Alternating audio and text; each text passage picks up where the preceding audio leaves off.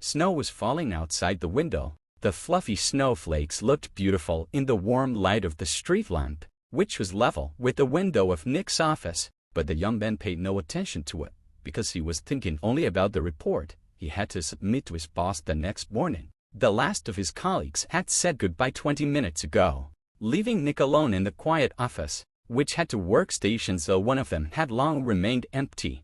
"Hello," a familiar voice sounded. Nick kept typing furiously, drafting another section describing the month's metrics, making sure to keep the wording as formal, official, and filled with technical jargon as always required. He thought he must have misheard, that it was just his imagination, because that beautiful, tender, painfully familiar voice, which had echoed in his head hundreds, maybe thousands of times, had not been heard in reality for a long time, and it couldn't be now. "Nick, won't you even look at me?" There was a hint of sadness in that pleasant voice, just like the way she used to sound when she pouted like a child, pretending to be offended, and Nick stopped typing. He clenched his fists, forcing himself not to think. Now is not the time or place to sink into memories, to replay the past over and over in his mind. Now is not the time to drown even deeper in the painful darkness, from which he had never truly surfaced, because that voice still rang clearly in his head, because every time he closed his eyes, he saw her face. "And not leaving," the voice said softly.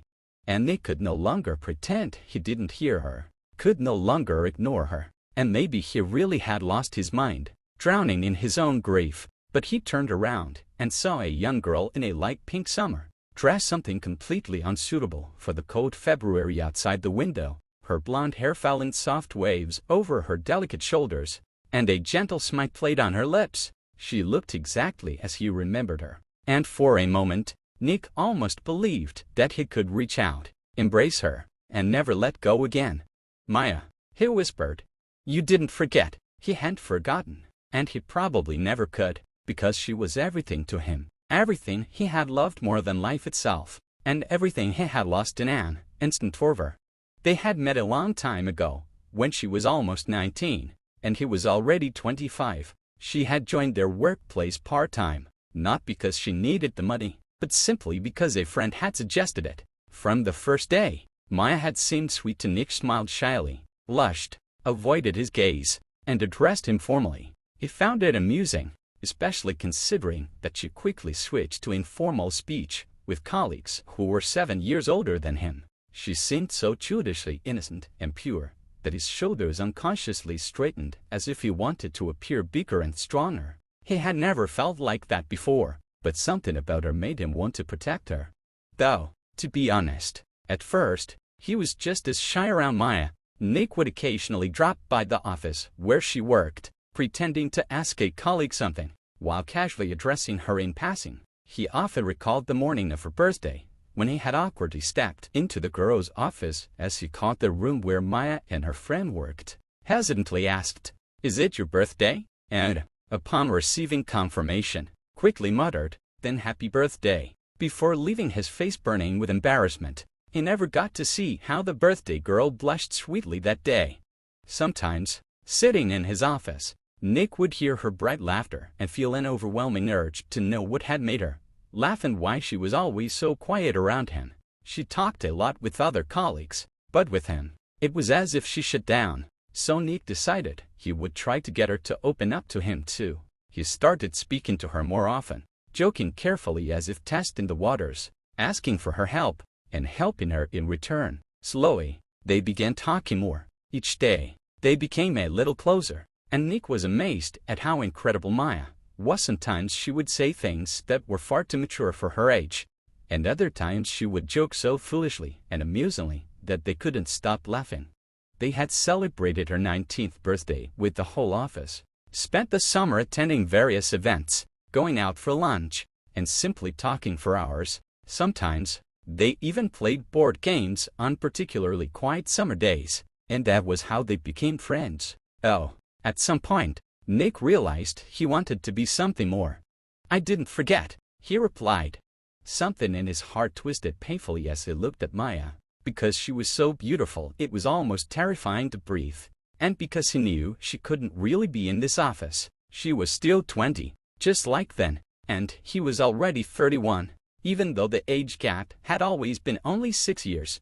"You're so beautiful," he said just as softly, because he had no strength to speak any louder, and his throat felt tight with emotion. "And you're so old," she teased. For a moment, it felt like they had traveled back in time when Maya constantly joked about his age, and Nick always found endless ways to tease her about her favorite K-pop groups and how easily she cried over movies and books. Her laughter filled the air around him, and he closed his eyes, wanting to drown in that sound because he had missed it so much, and because living without it had been unbearable.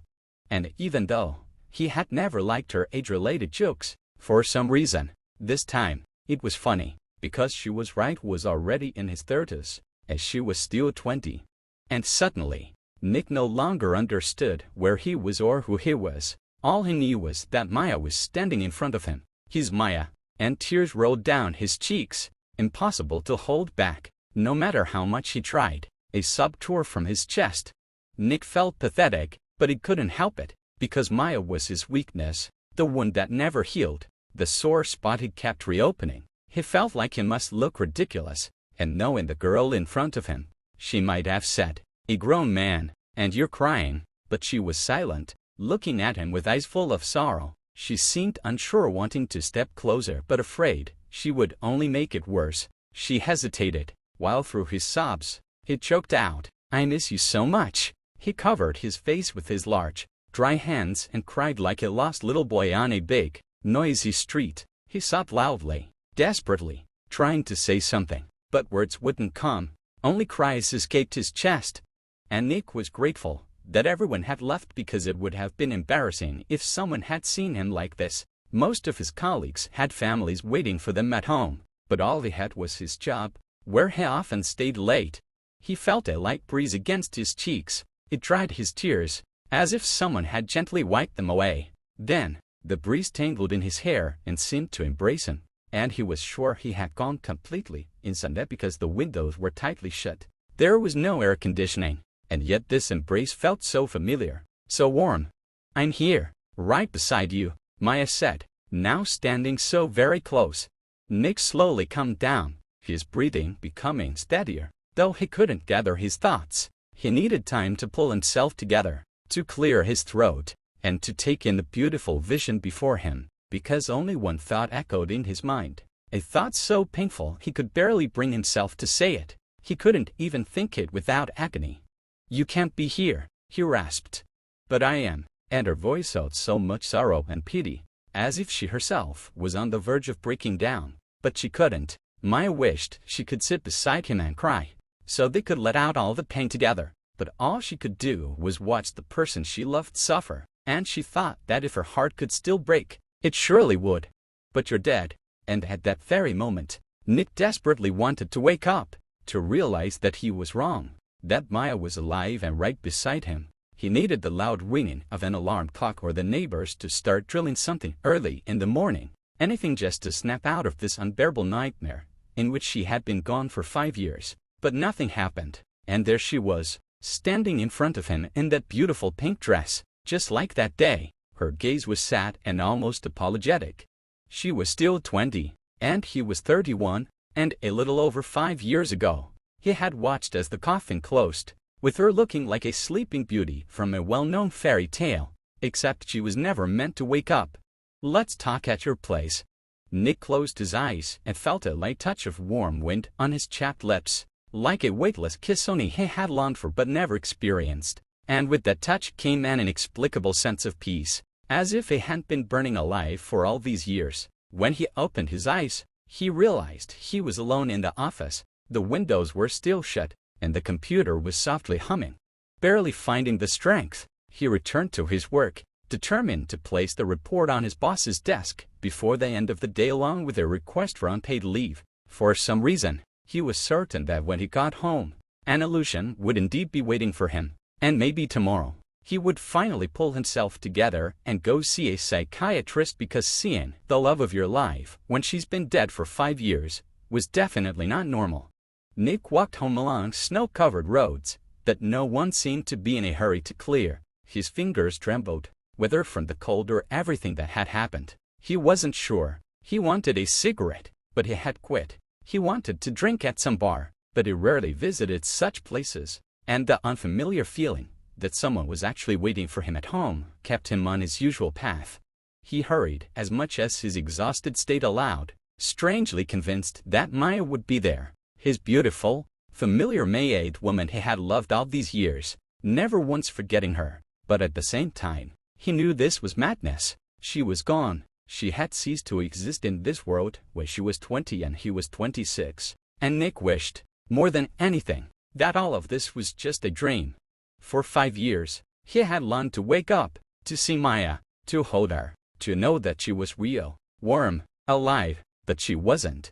And he remembered how easy it had been to simply sit in silence with her. Sometimes, after especially difficult days at work, he would enter the office where she often stayed late. Sometimes, caught up in her tasks, Maya wouldn't even notice him at first, but he would gently touch her shoulder, say something like, 5-minute break, and they would just sit together in silence, looking at each other, both exhausted, ignoring the snow outside the window and the unfinished tasks waiting for them. Those were their 5-minute moments, where the rest of the world ceased to exist. Being that, being with her was always fun, especially watching her pretend to be offended, dramatically telling their colleagues, "He's bullying me," or pouting and saying, "I'm not talking to you," in response to his teasing jokes like when he once said, "I guess you're 22, not 19. He loved provoking her, watching her pout like a child, waving her arms in mock frustration. But even more, he loved flirting with her, hiding it behind humor whether she was posting pictures on social media or talking to the office equipment. He would never forget the moment she playfully said to the camera, "Come on, baby, let's get to work," and he grinned, responding, "All right, let's go." He had enjoyed watching as her cheeks slowly turned red. Back then, he hadn't realized it yet, but every day, he had been falling deeper in love with Maya, seeing her in all her different forms yet always finding her beautiful. During the time they worked together, he had seen her without makeup and with it, in old sweatpants and in elegant dresses, exhausted and well-rested, sad and joyful.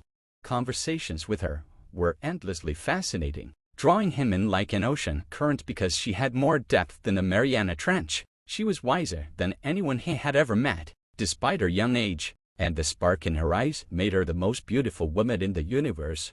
As he replayed every moment they had spent together, Nick realized what a fool he had been, not understanding his own feelings sooner. He had wasted words when he should have spoken the most important ones. He had squandered time, telling her to find someone online while doing the same himself just to build a wall, to avoid admitting to her or himself that his feelings were far beyond friendship. They could have had more time if he hadn't ruined everything. As he inserted the key into the lock, his hands trembled even more. He had no idea what he expected to see inside his lonely bachelor apartment, but when he opened the door, he kept his eyes down, too afraid to look up. Some part of him understood that Maya wouldn't be terrified. This was madness. She was gone. But another part of him desperately wanted to see her again, to hear her voice, and even if it meant he was completely losing his mind, he would be happy for as long as possible. "Welcome home, Nick." The familiar voice knocked the air from his lungs. His eyes burned again, and for the second time that day, a lump rose in his throat. He lifted his gaze and saw her. Maya, so beautiful, so familiar, so necessary. He didn't take off his shoes. He didn't remove his winter coat. He simply tossed his backpack aside and hurried toward her, wanting nothing more than to hold her tightly. But the moment he tried to pull her into an embrace, he realized was hugging air. He took a step back, staring at her in shock. "I'm sorry." Her voice was filled with sadness. "I'm dead. I don't have a body." Not that he had expected otherwise, but something inside him still clenched painfully. Yes, she was dead. He knew that. He had been at her funeral, had watched the lid of her coffin close, and with it, something vital inside him had died, cell by cell. "I'm sorry," Nick said. And he didn't even know what he was apologizing for. For his foolish attempt to embrace her. For wanting to. For all the words he had never said. "Darling, don't apologize. It's okay," she said softly, brushing an invisible hand through his hair, like a warm gust of wind. Well, as okay as things can be in our situation. Maya tried to joke, and Nick gave her a lopsided smile before sinking onto the couch, running his fingers through his hair. I've lost my mind, haven't I? He didn't look at her. He already knew the answer. Which meant he shouldn't be asking, should be calling a psych ward instead. Well, walking around the house in your winter boots and coat is a kind of madness, I suppose. Maya joked again. Get changed into something comfortable. Make yourself some chamomile tea, and then I'll explain everything. A normal person would do just that after coming home, not rush in, trying to hide a hallucination. So, he stood up, went to the hallway to take off his heavy boots and coat, then headed to the bathroom, where he had left his loungewear earlier that morning. He changed, splashed cold water on his face, and stared at his reflection in the mirror. The man staring back at him looked pathetic, dark circles under his eyes, the first signs of wrinkles, a tired expression. A 31-year-old shouldn't look like this, but Nick felt like he had stopped truly living long ago. Leaving the bathroom, he went to the kitchen, pulled out an unopened bottle of whiskey, and poured himself a drink. Maya was still there. For a moment, he thought that if he drank himself into oblivion, she might disappear. And maybe, just for a little while, it would hurt less. That doesn't look like chamomile tea, Maya noted. You want something? Nick ignored her remark. No, I don't need anything. Of course, she didn't. She wasn't real, just a figment of his broken mind. He took a long sip of whiskey, then, after a pause, looked at her and asked, I've lost my mind, haven't I? Completely gone crazy, and you're just my illusion. He looked miserable and defeated, but the question made the girl chuckle softly. She could see that Nick wasn't in the mood for jokes at all, but his lost expression and stretched-out Ninja Turtles t-shirt looked so comical that she just couldn't help herself. Maya understood that there was no other way he could react. After all, here she was, appearing before him 5 years after her death girl he had once been friends with, or at least, that's what they called it, though everyone around them saw something more, something neither of them dared to admit. Sorry, Maya giggled again. You're not crazy. I'm the one who's fallen from heaven, or whatever they call it here on Earth. You were in heaven? Nick asked, realizing how surreal this conversation was. Of course not. Just for all the times I teased you, they'd never let me in. It's a little different. There's no hell or heaven. Really? Then what is there? Nick had already accepted that this was either a dream or a complete mental breakdown, so he decided to just go with it. Just this once, he would allow himself to talk to her, to feel, even if only halfway, what it was like to be alive again. Sweetheart, I'll tell you everything, but first, we need to talk about something very important. Maya nervously played with the bracelet on her delicate wrist, looking at Nick. This wasn't going to be an easy conversation, that was for sure, because she had to make him understand something he hadn't been able to grasp all these years, since the day she died. About what? Nick sat her down at the table, and Maya did the same, even though she didn't need to. She was just a ghost. She never got tired, her limbs never went numb, and her back never ached like it did when she was alive. All human experiences had long become foreign to her, except for feelings, of course. Nick, you need to let me go.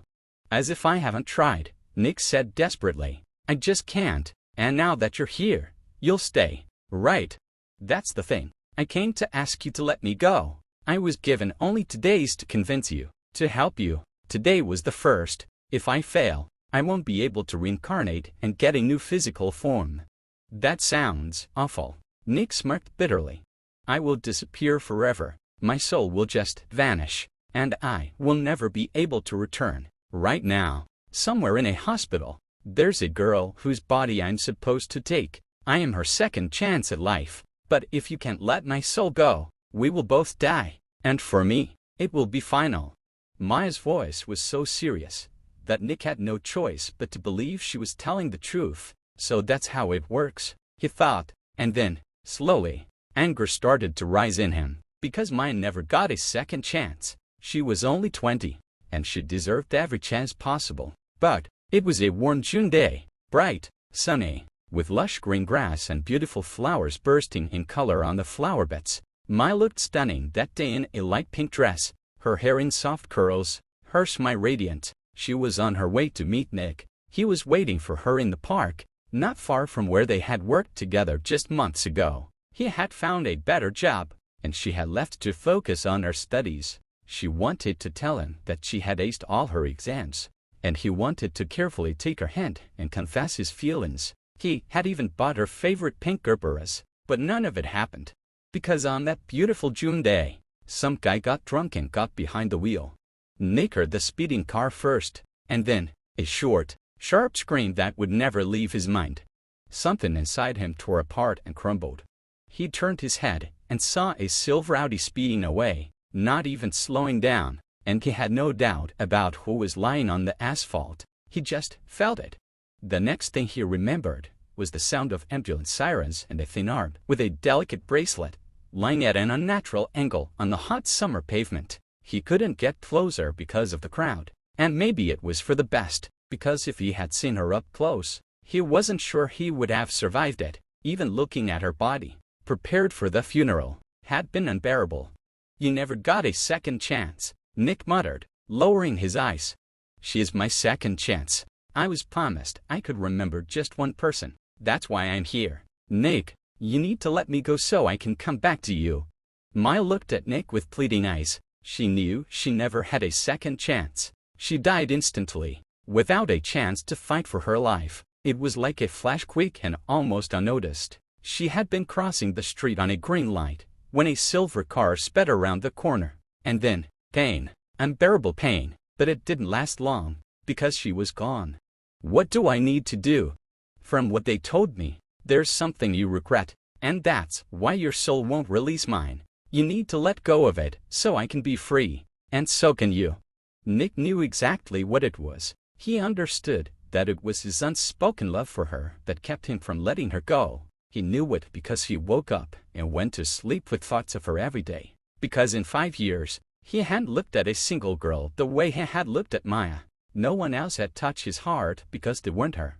And Maya knew it too. It had never been a secret that she loved Nick, just like it had never been a secret that he loved her except to themselves. Only on her last day, when she heard him say, "I need to talk to you," did she realize that this was his day. They would finally step into a new life together. But it wasn't meant to happen. "Fine, but since you still have one more day, spend it with me. Stay with me like you're still alive, like we're still friends, like you're still 20, and I'm not yet 31. Just one day. Deal. Go to sleep, and in the morning, everything will be as if I never died." "I'm afraid that if I close my eyes, I'll never see you again," Nick admitted. "I promise you, I'll be here in the morning, but while you sleep, I'll have to step away." "All right, but talk to me a little more. I miss you." "I will." Maya smiled sadly, watching as Nick downed the rest of his whiskey, placed the empty glass on the table, and went to unfold the couch. He hastily threw on a sheet without bothering to straighten it, tossed a pillow and a blanket on top, and laid down. Then he looked at Maya. "Tell me what it's like there," he asked. "Well, not as fun as here. My Saturday on the edge of the couch. When it all happened, I didn't even realize I was dead. You know, it was so sudden that all I felt was a flash of pain, and then it was gone. No light at the end of the tunnel or anything like they describe in books. I was just walking toward you, and then, in a blink, I was somewhere else, a place that kind of looked like an ordinary city, but at the same time, completely different. We call it the office." "Like the heavenly office?" Nick asked. "More like the bureaucratic one." Maya giggled. "After our job, I thought I'd never have to deal with paperwork again. But here we are. I didn't even have time to process what was happening before one of the office clerks was explaining some rules to me. So, everything by the book."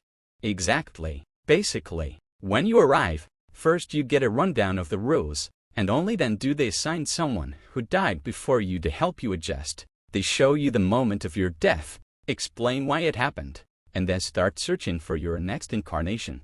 Sometimes it happens fast. Other times it takes years, like in my case. Some souls don't get another life at all and just disappear, while others get a new body right away. No conditions, like children, and some, like me, have to help someone from their past life first.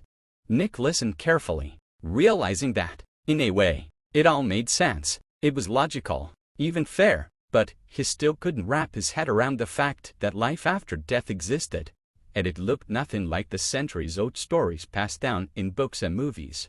Doesn't sound too fun, and you spent all these years there, waiting for them to find you a new body.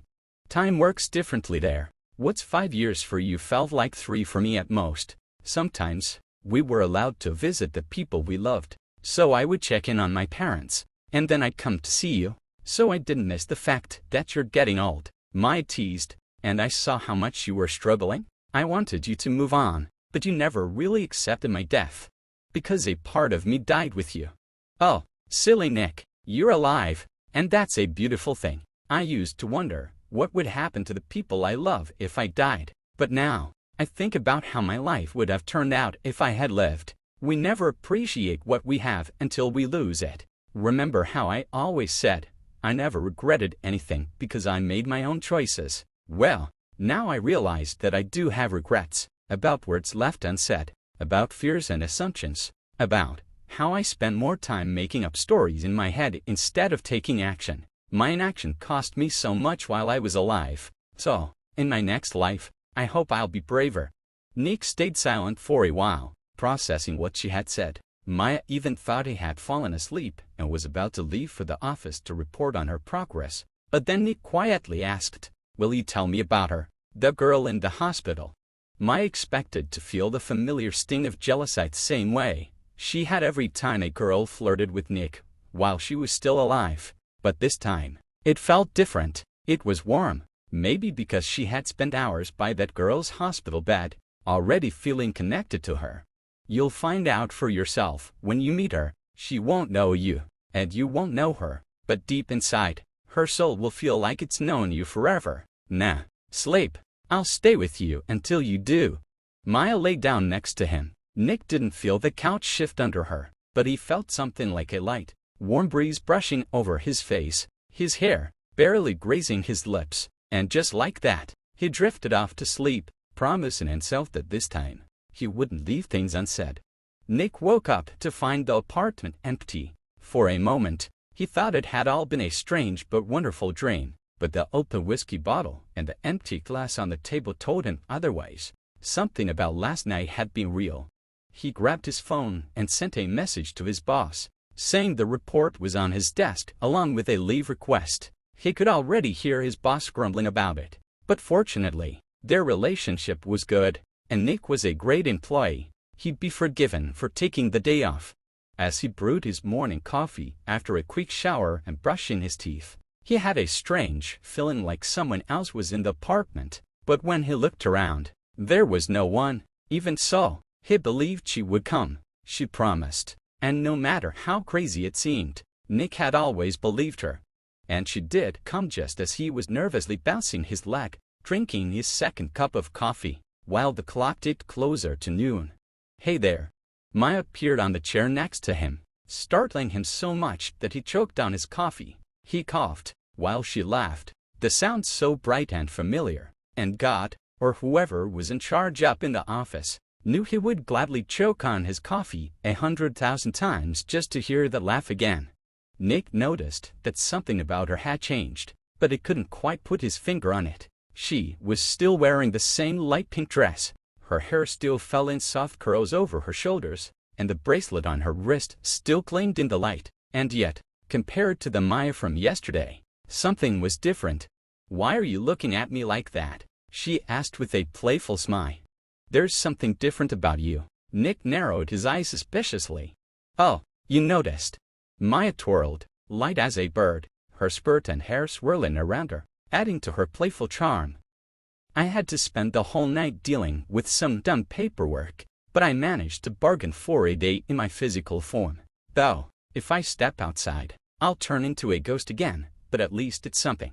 Maya wanted to say more, but she didn't have time. Nick pulled her into a tight embrace, pressing her against his strong chest, and once again, he couldn't hold back his tears. Hugging Maya, breathing in her familiar scent, feeling her so close, couldn't help but cry. He had missed this so much. Every single day, He had wished he could hold her just one more time. He had never thought that the last time would truly be the last. It was strange and terrifying to wake up one morning and realize you would never see the person you love again, never touch them, never tell them how much they mean to you. Nick had rarely hugged May only on holidays when they congratulated each other, and if he could go back in time, he would change that, but he couldn't. Just like he couldn't go back and tell her how much he loved and cherished her. He couldn't change the past anymore, but on the day Maya was gone, he had been ready to do anything to get her back. Fate had decided otherwise.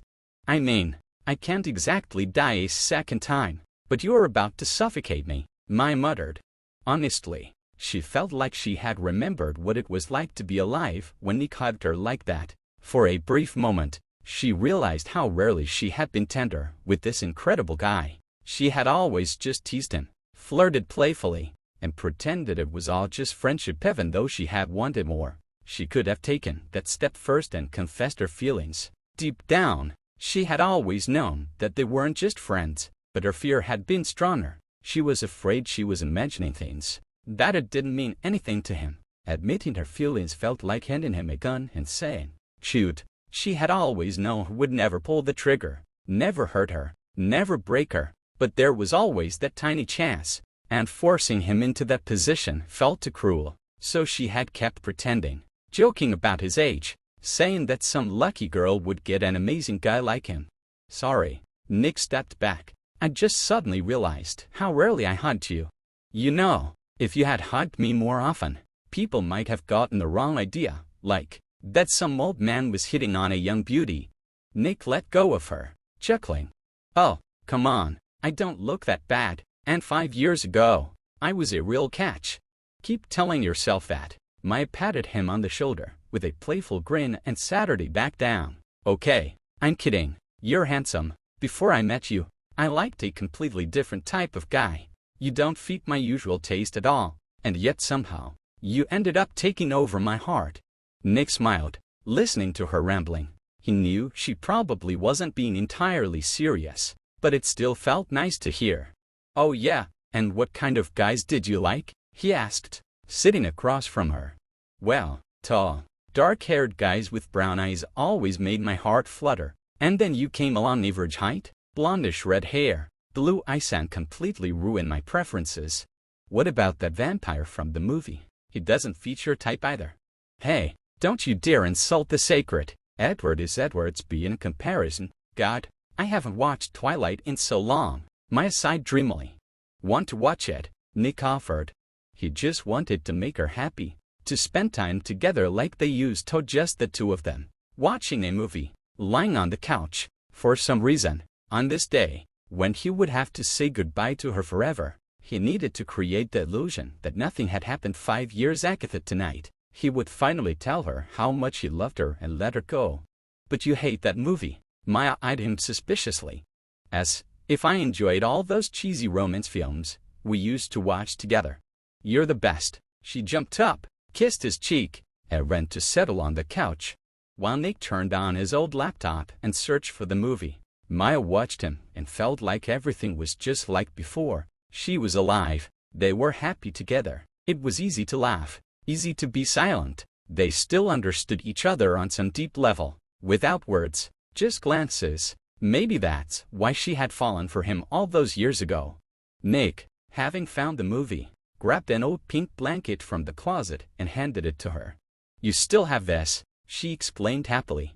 You loved it.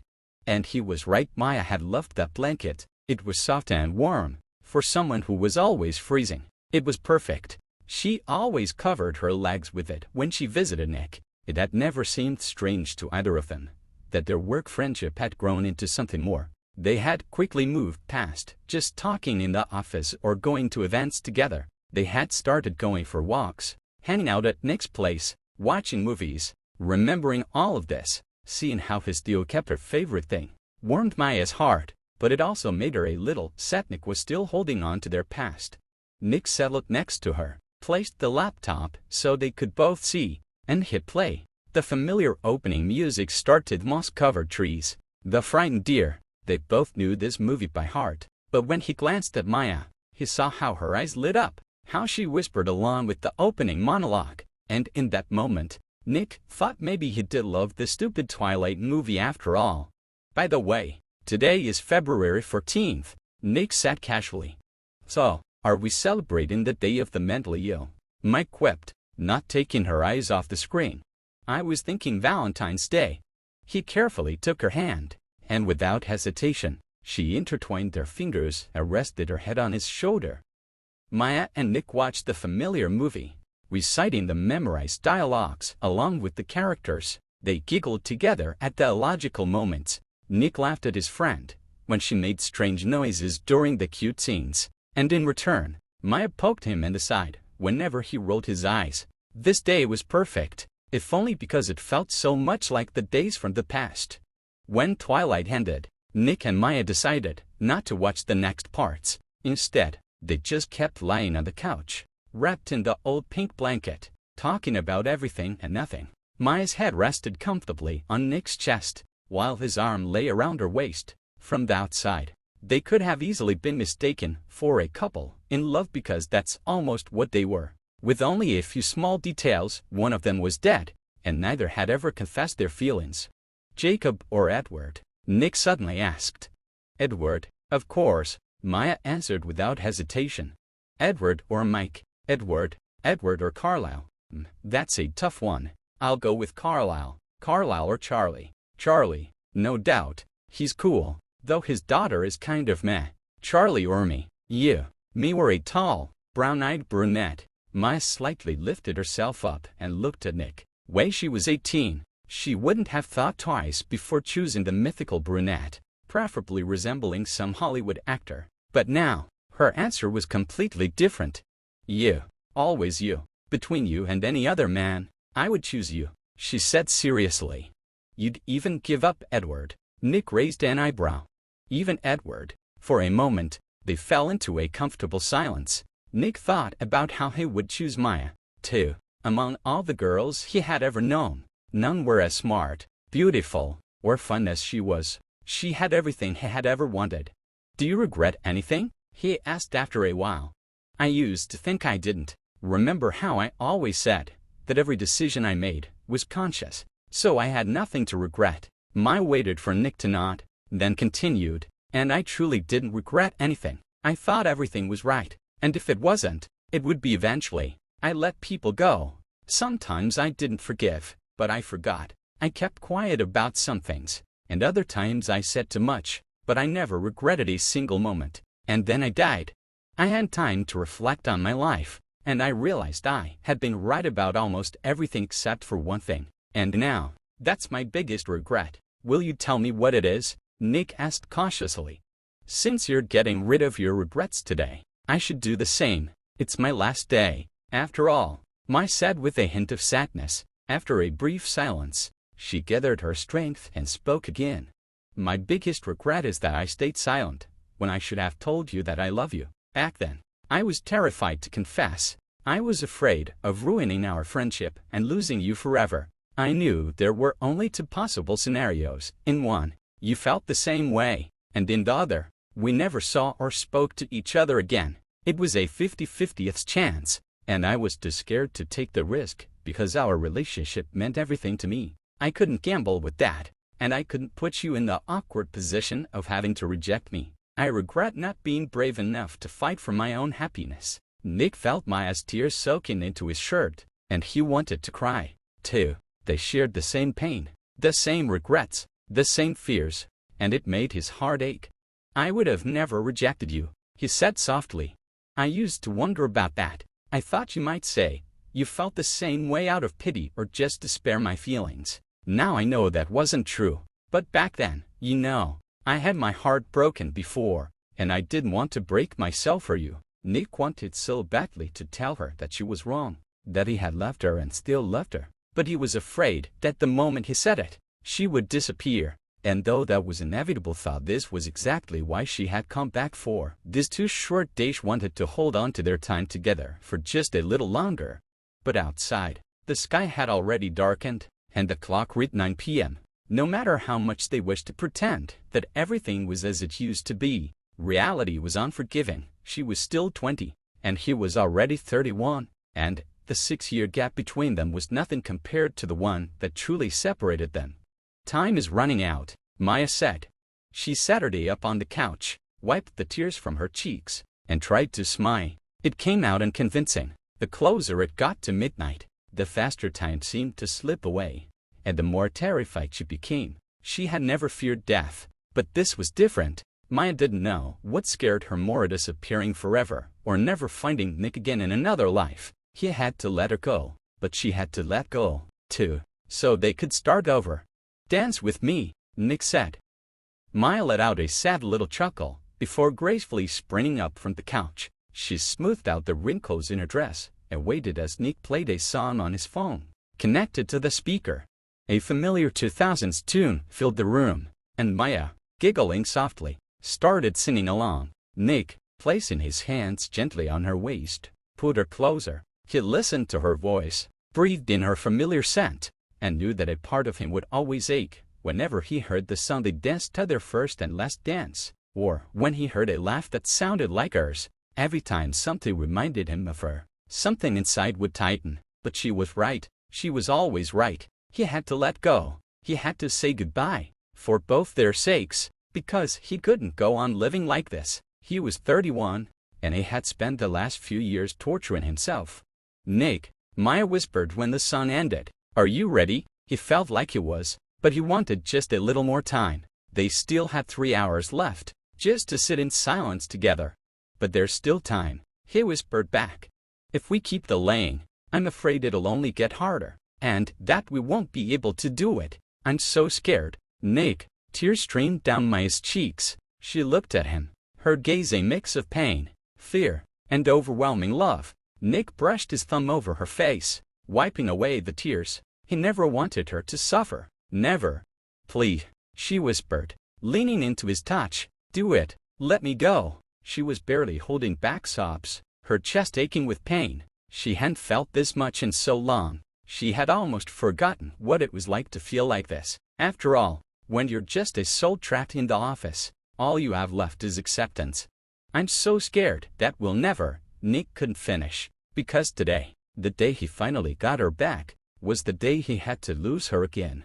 "That's the point. Let me go, so I can come back to you.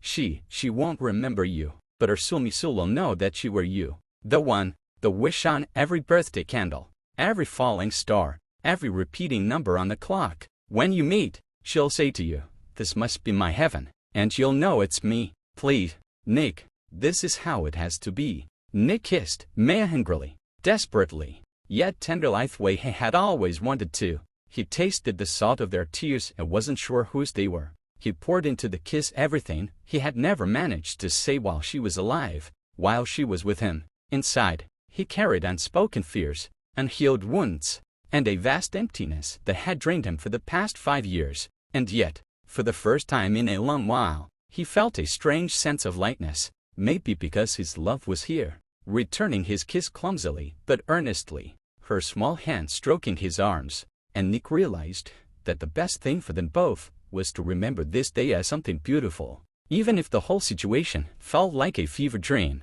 He pulled away and stared into her eyes for a few long, painfully fleeting seconds. He wanted to memorize his reflection in them, to burn this moment into his memory. Gathering his courage, he whispered, "I love you so much. I think I fell in love with you the moment you came into my life, and I was afraid to tell you. I told myself it was the age gap, that you'd find someone better. I chose to be your friend, because I was terrified of not being worthy of you. Maya, I messed up. I messed up so badly. I wanted to tell you. That day, I bought flowers, rehearsed my words, and waited to tell you I loved you. I waited too long, so long that I lost you, and that is my biggest regret. I'm sorry. I was a coward. If I could do it all over." He didn't get to finish, because he felt Maya slowly fading from his arms. She gazed at him with teary eyes and the most beautiful smile he had ever seen. Gently, she touched his face with fingers that were already barely there,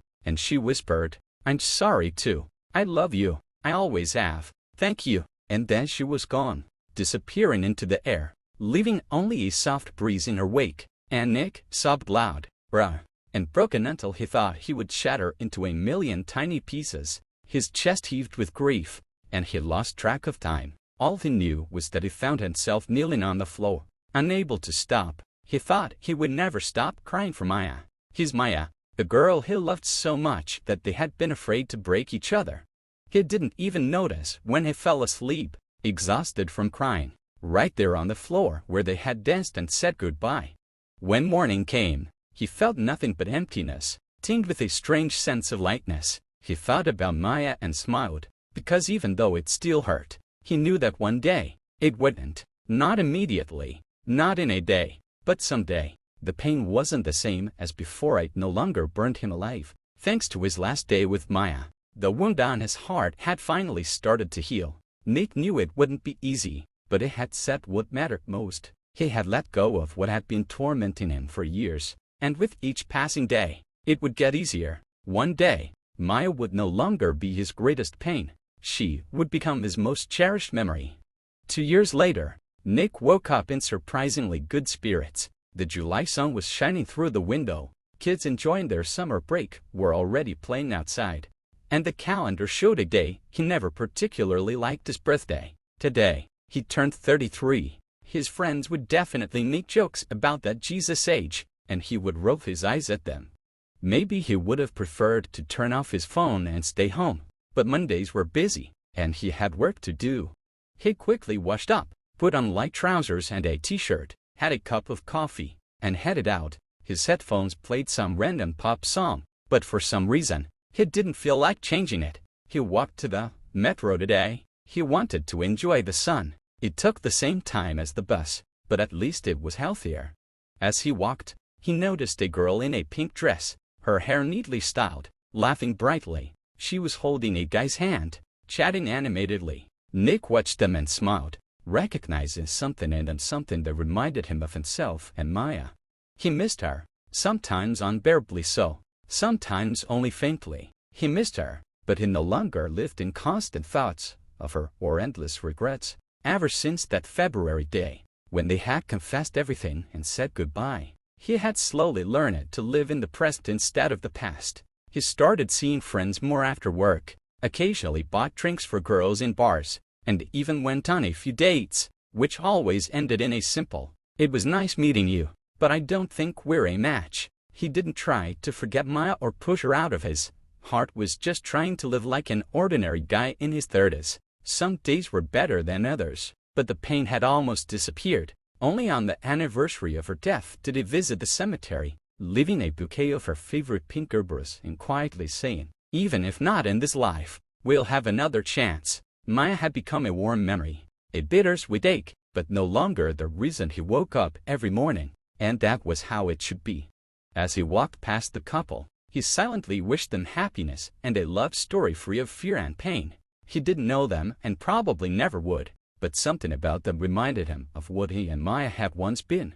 20 minutes on the metro later, Nick entered the business center, having picked up an Americano with cinnamon and lemon on the way. He hadn't had one in a long time, but for some reason, today he remembered how Maya used to tease him about his odd coffee preferences.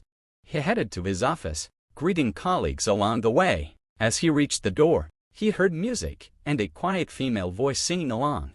He frowned at first. Had worked alone for years, ever since his department lost a position. But then he remembered, last week, they had told him the position had been reinstated, and someone new would be joining soon. Nick opened the door, and the soft singing reached his ears. "Maybe this is my heaven." The girl stood with her back to him, humming a song he hadn't heard in a long time, the song that he and Maya had danced to that evening. And this girl was singing the very line that Maya had promised she would say when she returned to him in a new form. Nick felt a wave of confusion, because it all seemed like a mere coincidence, but hope surged within him at an incredible speed. "Oh, I'm sorry," the girl said, turning toward him with a startled expression. Nick looked into her green eyes, and it felt as though he had stepped into that same forest from the openest scenes of Twilight, the one he and Maya had watched that evening, and that he sometimes watched again in secret, away from his friends, so they wouldn't tease him about his love for such a distinctly girly story. Yeah, I mean, it's nothing." The young man started, stammering. Are you the new employee? Yes, my name is Lily. She smiled, extending her hand. Nick, he replied, a bit flustered. As he shook Lily's hand, Nick couldn't help but notice how beautifully and neatly her hand fit in his. All the jumbled thoughts in his mind seemed to align, and an inexplicable sense of calm settled over him, as though the person standing before him wasn't a new colleague, but an old friend. He couldn't quite believe it, but something inside him whispered that this girl had once been in the hospital, fighting desperately for her life, and she had been given a second chance. Lily, in turn, looked at this strange and handsome guy, who was gazing at her with a look that seemed both startled and confused, and he struck her as unusual. Normally, she preferred a different type of man, but the moment she looked into his eyes and felt how he gripped her hand, something inside her stirred a feeling that they had known each other before.